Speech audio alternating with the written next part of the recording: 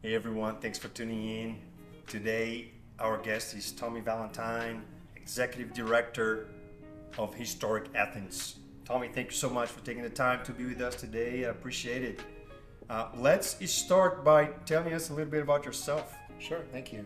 So my name is Tommy Valentine. I serve as the Executive Director of Historic Athens. We are a 56-year-old 501c3 education advocacy nonprofit here in Athens, Georgia. That focuses on local history, preservation, education, and community. And I was fortunate enough to be raised here in Athens. I've been here since I was 5 years old and have gotten to serve the city in a variety of ways, and it's a real pleasure to talk to you today. Fantastic. So, Historic Athens, you give us a little bit of idea, but it's so vast. What kind of projects are you guys really engaged on? Sure.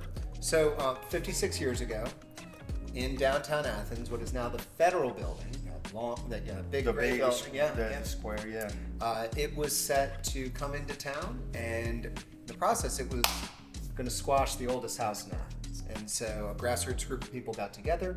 They moved it to its current location where it serves as the Welcome Center for Athens. Okay. Our organization was born, and in the 56 years since, we have worked to preserve places like the Morton Theater, the Linden House, the 19 local historic districts that help define Athens, the 54 or so local landmarks, the 68 or so National Register sites. But more than just the built environment, we also work to prevent folks from being displaced from their homes, because those people often define the characteristics of their neighborhoods. We work to preserve naturally occurring affordable housing through our Hands on Historic Athens program, and we still run the Welcome Center today for the city. So it's a blend of education, it's a blend of advocacy, it's a blend of community events, and it's also a blend of actual getting out there, roll up your sleeves, brick and mortar preservation. Okay. What kind of motivates you to do what you do? Well, Athens is such a unique place, and even though there are so many issues here that need to be resolved, and even though there are so many problems that so many talented people are working on, quality of life matters, and how our cities look, the sense of place that they have, the sense of comfort that they give people. Think for a moment how much we're willing to invest in public art. Athens right now, any SPLOST project is required to have a certain set aside for public art. Okay. But the most recognizable public art we have in our communities are, it's the architecture, it's the homes that surround us, it's the neighborhoods that define our communities. True. And whether it's a community that is affluent or experiencing poverty, or regardless of socioeconomic status, everyone deserves the dignity, comfort, and pleasure of beauty and architecture and sense of place. And so I think that if I can wrap that up as an A, there's that. And then B, education matters. If we're going to take on the real problems in our community, we have to realize that we all share a common history, we share a common future, and one of the best ways to do that is to carefully detail the full story, warts and all, of our community, make sure that we're educating people on our shared heritage, and people are only going to want to preserve what they understand. And so that's why we work really hard to do education. So in a nutshell, we're all in this office, whether we're talking about our board of trustees, our staff, or our stakeholders, we're motivated to help keep Athens, to highlight the best things here, and as development continues to unfold, to make sure that we don't lose the unique character that makes Athens. What is your biggest challenge? Resources are certainly always an issue. We're a growing organization, and although we've grown a lot over the last 5 years, we still in many ways are understaffed compared to comparable organizations around the country. Okay. And so, you mentioned Porch Fest. A lot of our current activities are based around building a bigger tent, a bigger set of resources to allow us to do more work, whether that is promoting local historic tax credit projects. If you've ever seen Ponce City Market, that's a good example of a great tax credit project. We need more of those here in Athens. There's other programs that are more technical, like easement programs and so on. But I think in general, the biggest obstacle to progress is always understanding. And so, our mission statement, and mission statements can be clunky, but our mission statement is to develop community-wide understanding of the value of historic buildings, neighborhoods, and heritage. Those three pillars: buildings, neighborhoods, and heritage. And I think that as we increasingly build that knowledge truly community-wide, especially through our new one-story initiative that concentrates on marginalized history and making sure that we're working unilaterally in all of our different parts of our community. I think as we do that, we come together as a community, we do more work together, and we're more likely to save things. But yes, it is hard.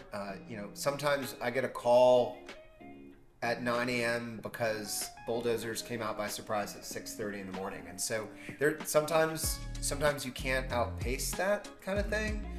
These days, though, any of your visitors can head over to historicathens.com, and under advocacy, they'll see our Athens Place in Peril list.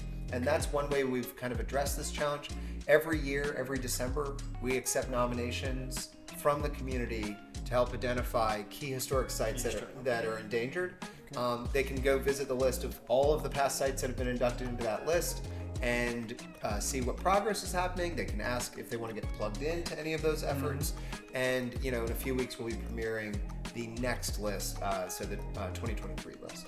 Fantastic. Now, anybody that's watching this video, how can they help the cause? Yeah, so there's a variety of ways. Okay.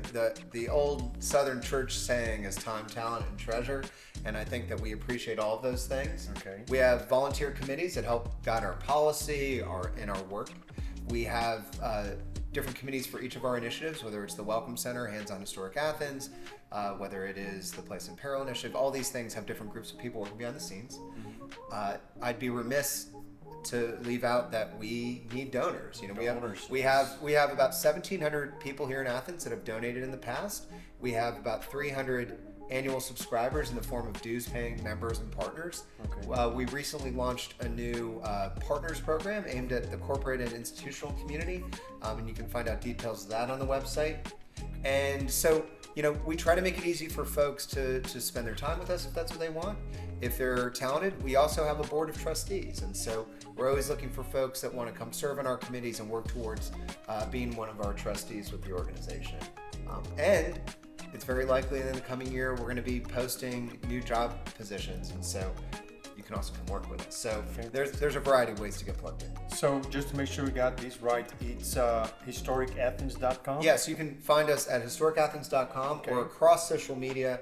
We're in every major social media platform on username Historic Athens. Switch gears Sure. and go from the working environment to a more personal level. You've been in Athens for a long time now. What do you like most about Athens? So personally, yeah, my theory on Athens is that there's something in the water that makes people very entrepreneurial. And I just love that everyone I meet in Athens is usually working on 2 or 3 ways to express that impulse. So you might meet somebody that's running a restaurant, but what they're really excited about is their band. Or you might meet somebody that is a government bureaucrat, but they paint portraits. And I think that blend of that bursting sense of the need to express itself. I mean, famously, that's what produced the music scene that we're famous worldwide. But it's one of the reasons why Porch Fest can afford to have, we have 203 bands this year. How many communities have half that many bands, period? Yeah. So I just love that. I love that sense of expression. I love the scope of it. I love that everywhere you turn, there's history or a museum or a restaurant or historic site. Yeah, historic site. And so I think, having lived in other places, I always come back here for the same reason most people come back here, for the same reason that so many people graduate here, think they're going to leave and end up staying. Yeah, it's just such a unique place, and it's, for lack of a better way, it's just a fun place to be. Awesome. Do you have a favorite restaurant you like to go? So I think it depends on the day, and it depends on my taste. Yeah. I think the most overlooked restaurant in Athens is Los Reyes on Highway 29, which is a gas station. Right on the gas station. Yeah, quick service, great food, very affordable. They have gorditas rajas con queso that is phenomenal, and I feel like in all the Athens is spoiled in terms of Mexican cuisine. Mexican Absolutely. cuisine, but Yeah. that is a spot I love to talk about. I also love so many restaurants. I love going to the Place. It just really depends on what meal and when. Yeah. The expats phenomenal. We have interviewed folks that we go, what's your favorite restaurant? And really they go like, well, that depends on what I want to eat. That's right. You know, Oh, I mean, so I'm giving you it's these pretty really high class answers. If you catch me around 1 a.m., I'm going to tell you Little Italy. So I mean, it really just depends. Hey, Yeah. we're locals there. Yeah, We're very frequent. So Tom, to wrap it up, what was the defining moment that got you to where you at right now? When I was in high school here at Cedar Shoals, I think there were two pivotal things that I come back to. Number one was I remember talking to a friend of mine after track practice. We were talking about the nights ahead of us, and I was headed home to study and do things like that. And he was headed home to cook dinner for his siblings, you know, because his parents were each working 2 part-time jobs. And if you've ever worked 1 part-time job, you know how tough it is. But juggling multiple part-time jobs, having 2 parents juggling part-time jobs. And I think that really brought home to me that we're a community that faces challenges.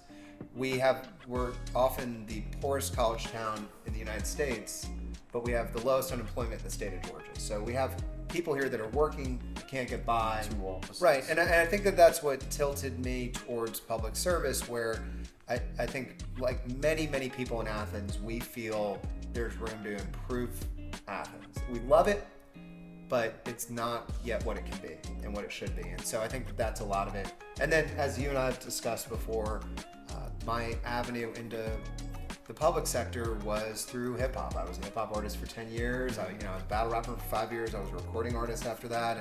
And I think that hip hop's such a DIY community that under the mentorship of people like Montu Miller and Issues and a lot of the really talented local people here, that's where I kind of developed the advocacy skill set that I'm fortunate enough to use here now. Fantastic. Well, thanks everybody for tuning in. Thank you. Tommy Valentine, for your time, and we'll see you guys next time. Thank you. All right. Yeah.